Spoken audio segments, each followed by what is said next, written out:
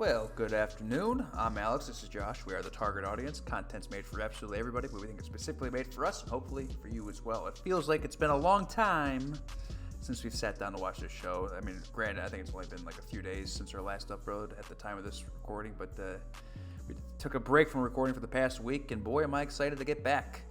It feels like we're going in completely fresh almost. The triple episode was certainly interesting. I thought it was going to be more like the Apple episode, where more of it's like, okay, whatever.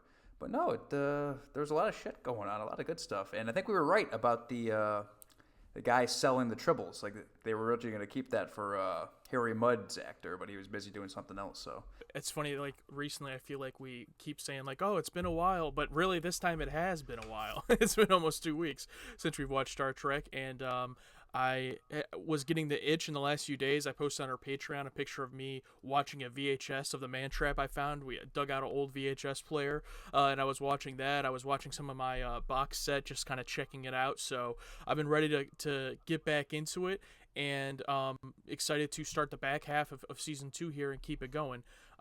If it's your first time here, in addition to Star Trek, we're also watching Firefly here on the channel. And we watch a ton of other sci-fi and other things. Now that it is October, we'll have some more horror-related stuff coming to the channel this month as well, so you can stay tuned for that. And if you ever want to see any of our full, uncut reactions and discussions, you can check out our Patreon. The link is in the description.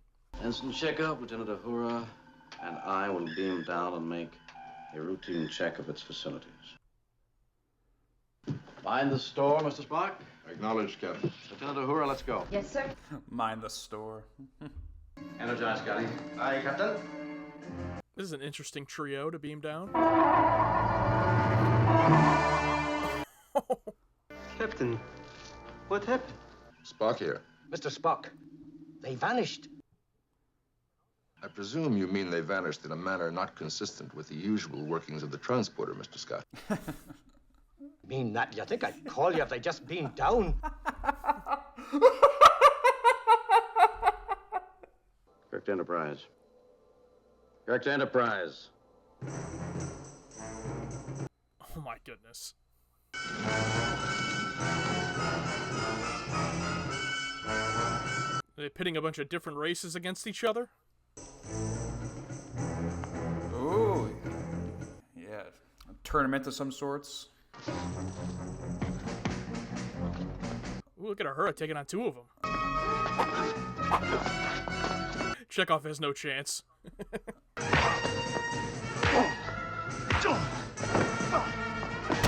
Oh. Was the regular stunt coordinator off this week? A bit rough. That was a bit rough, yeah. Maybe not the best trailer grab. A bit brutal.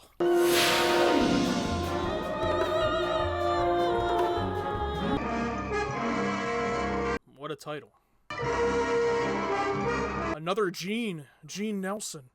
I am Gold, Master Thrall of the planet Triskelion. I have been sent to welcome you. That was an odd cut. Your old titles mean nothing here, Captain. You are thralls now. You are to be taken to the training enclosure. Why did he put him up there? You are to be trained and spend the rest of your lives here.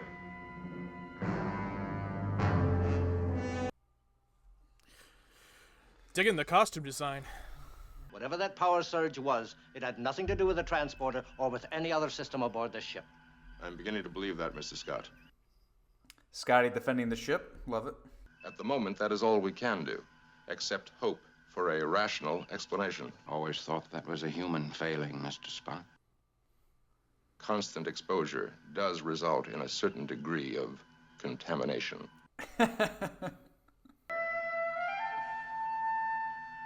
These are your quarters.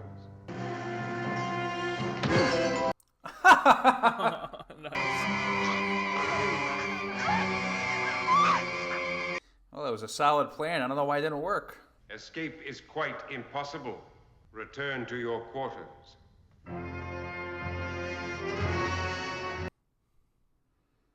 Don't Don't give me any more dispassionate logic, Mr. Spock. Just keep looking for them. I would welcome a suggestion, Doctor, even an emotional one. First time you've ever asked me for anything, and it has to be an occasion like this. Classic Spock McCoy back and forth there, logic versus emotion. Step away from the door. It is the nourishment interval. Kirk's gonna fall in love with her and free her. With the green-haired girl. Mm-hmm.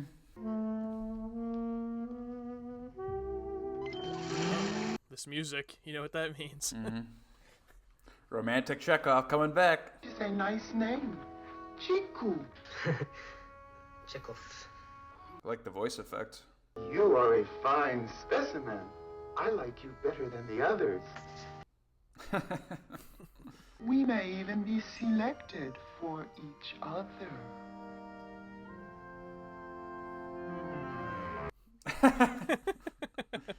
Will you provide all my nourishment?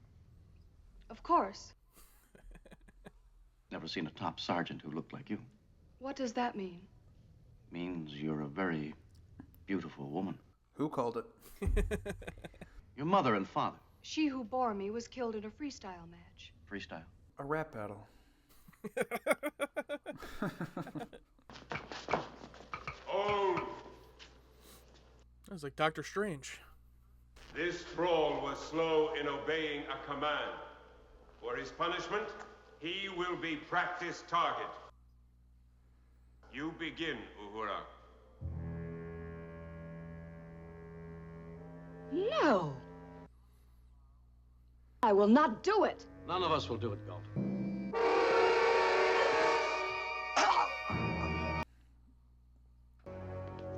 Uhura, take your place on the triad. No. No!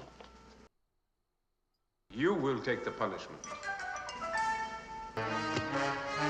Oh no.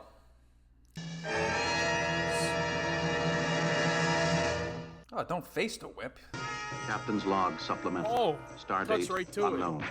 Our strange captivity continues. This is brutal, man. This will strengthen you. Drink it.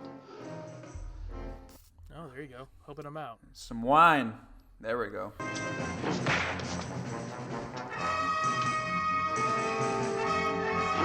This guy kind of reminds me of what they were going for in the Galileo 7 episode with Spock, where they get stranded on the planet with, like, the Neanderthals. Oh, that was slick. That was slick.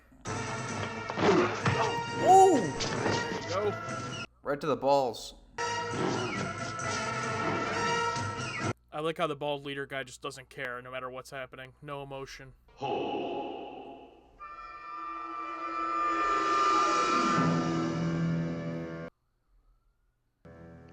We hold Provider 1. Provider 1 bids 300 quatlus for the newcomers. Oh, they're bidding on him now. Okay. We're free people. We belong to no one. Such spirit, I wager 15 quatlus that he is untrainable. So is Kirk gonna outsmart him somehow, making him bet on something? I mean, he has to outsmart him some way. That's the only way he could get out of this. He can't punch his way out. Now bear the mark of a fine herd. Spock, McCoy, and Scotty are gonna come down like in Infinity War, Thor, Groot, and Rocket. It's just ridiculous to think they could still be alive, not after all this time. In that case, Doctor, we have nothing to lose by pursuing our present course. We can't find him. We've covered over 2 miles. Can we take a breather? A rest? Look at that scar makeup. Yeah. Why do they like to watch others being hurt? That is the way. Their voices sound mechanical. Are they computers? No, no. No. No more versus computer. Shanna, don't you ever look at the night sky? The lights up there. The same moves he pulled on Edith. Look up at the stars. When it is time to increase the herd, my provider will select one for me. On Earth, we select our own mate. I've had many. Many. I've made many selections. Tell me about the providers. They are said not to be like us. They stay in Oh, God. Stop it! You're killing her! Definitely some hammy cuts to commercial in this episode. If you want to punish someone, punish me! But you must learn obedience. Then you will be an excellent thrall.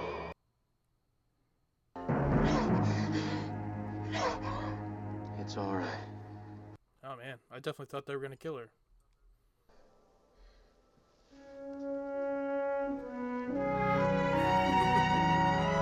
The provider's up there looking down, just like, are they just watching it at all times? Captain, you do indeed present many surprises. Return to your quarters.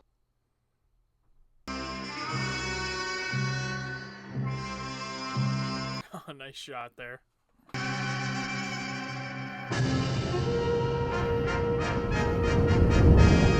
Any updates, boys? Well, my hunch is that they're back on Gamma 2, dead or alive, and I still want another search. Dr. McCoy speaks for me, too, sir. Gentlemen, I am in command of this vessel, and we shall continue on our present course. Nope. All right. Keep going. You have made me feel strangely. If it were allowed, I would ask that you have another drill thrall. Goes right back in. Oh, I made you feel strange and uncomfortable? Well, here. Oh! I'm sorry, Shannon. Okay, show. Way to play with my expectations. Okay. All right. You suckered me in. I'm like, oh, great. Another Kirk love interest. Way to go. You got me. He's going to kill our romance. He just has her tied up. We can use the circuits to short out these collars. Captain. What makes you think Lars isn't watching right now? Especially now. Yeah. Oh, there he is.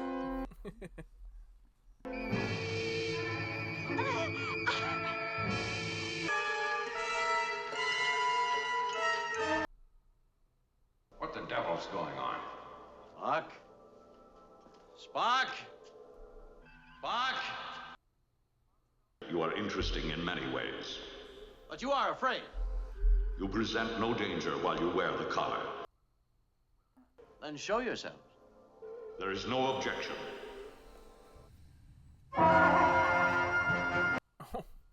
Not very wise of the providers to just let the Enterprise hear the whole conversation. We are 1,000 of your meters beneath the surface. Primary mental evolution. Oh, wow, they're like little brains. We had humanoid form, but we evolved beyond it. Species that enslaves other beings. Hardly superior. The thralls are necessary to the games. We have found athletic competitions our only challenge. My people pride themselves on being the greatest, most successful gamblers in the universe. We compete for everything. Do not tell me I was right. My people can overcome an equal number of thralls set against us. 100 quatloos on the newcomers. We can't wager for trifles like quatloos. The Enterprise and its crew leaves here in safety. Furthermore, all the thralls on the planet must be freed. There you go. And if you lose, Captain? Remain here. The entire crew of the Enterprise, the most stubborn, determined competitors in the universe.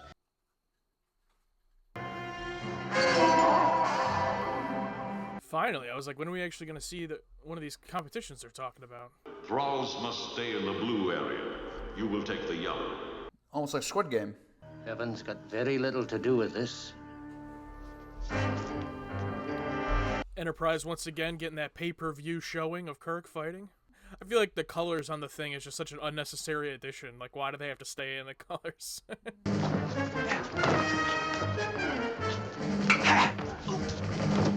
Oh, it's one of those guys. One of those guys was in the Spock's Parrots episode. Yeah, I forget their species name, but...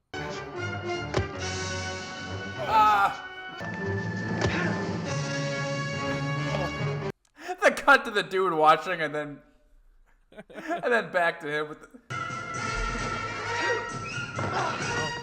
Last time Kirk fought one of those guys, he got stabbed. Oh, no. Oh, he can't kill her. I mean, he clocked her on the jaw, so Oh, yeah, she's probably pissed. Yeah. You lied. Everything you said.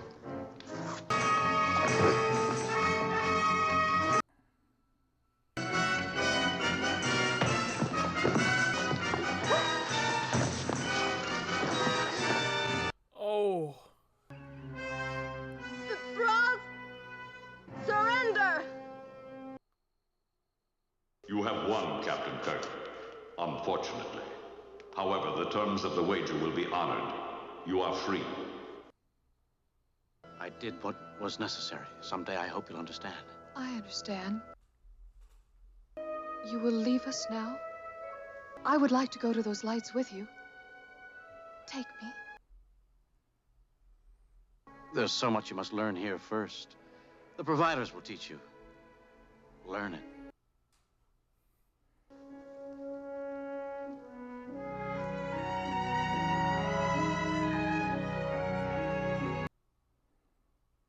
Scotty, beam us up. Is that the first time he said, like, the official phrase? Yeah, I was very close to it. I get it. It's like one of those things where he never said it. I will learn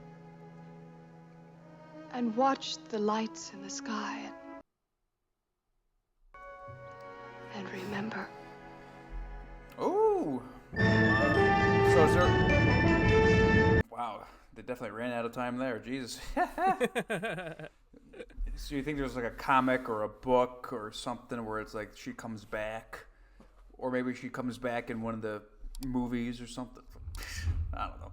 Well, that was an episode. Out of all the episodes, I have to say, that was one of them.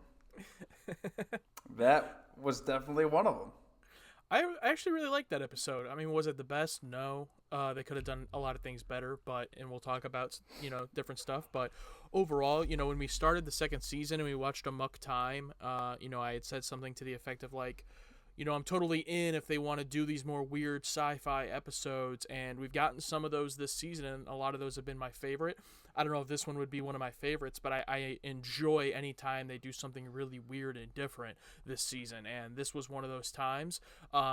I would have liked to see more of the actual gamesmanship that they were talking about. They kept alluding to them being trained for these combats, and we don't get to see much of it. The only time in the middle of the episode we see it is when Kirk's being punished. It's not necessarily like a game, like a competition. So I wish they would have focused a little bit more on that. But the stuff with Kirk and Shayna was also great. Their kind of relationship that builds throughout the episode, I bought it. So the ending payoff with her, I think, does work, because I do kind of buy how she feels for Kirk throughout the episode. Did not expect him to punch her at all. That was a great little twist there. I would say biggest drawbacks would be, I guess I would have liked a bit more of the payoff with the lead thrall bald guy who kept showing up everywhere. Like, what did he think about this? I guess he's now free too. We don't really get to hear anything from him. I mean, he played his part in the episode, but they kind of put a lot into him for that to eventually go nowhere. But beyond that, last thing I'll say is I really liked that they weren't necessarily robots or gods, but just brains, like just humans that evolved to the point of only needing their brain. I like that, because I don't think it's a pretty common sci-fi character or design, but I don't think we've seen that yet in Star Trek, so I like that. No, computers, gods. I think this is the first time we've seen brains. But yeah, my favorite part of the episode is how they totally suckered me in with this whole love interest. Like, almost like they knew what they were doing. It's like, oh yeah, Kirk's gonna fall in love, and then when he sucker punches her, it's like so like this sounds terrible, but when I saw it, like, oh, that was great, because it totally subverted my expectations, which like they knew what they were doing. I wish like the B plot had more to do, like. It was just more about, the other big three, not including Kirk, bickering, just to find them. Anytime I come back to them, it really made no development. It's just like different ways to argue the same point. Yeah. When it gets there, the only thing they were used for is something to wager. But you're totally right about the bald dude. I wish maybe he had an arc where it's like he, maybe Kirk got to him a little bit, but no, he was just straight-laced the entire way. I guess I like how it was just like a random three that went down, Chekhov, Uhura, and Kirk. Just a random 3 to go down makes it feel, because it could have just been the big 3, but it's like I get they wanted to play around, I'm guessing. Touch on what you said about Ahura and Chekhov. I like that it was them going down. I said at the beginning, I'm like, that's a nice, cool trio. Don't see that often. And then the B plot, we kind of joked about it during the episode, but yeah, it's your typical like, hey, don't forget about all of us, but we're not really gonna like progress or do that much. And then they end up just showing up in time to watch the events go down. They don't interfere or like help in any way. But the one thing I'll say is it's always nice to have those classic moments between Spock and Dr. McCoy, the emotion versus the logic, especially when Kirk's not there and it's just them two. Overall, yeah, if this was one that I was just rewatching episodes, definitely one I would rewatch. I thought it was a fun time. I liked the story. Not going to be one of my favorites, but I found, pretty enjoyable.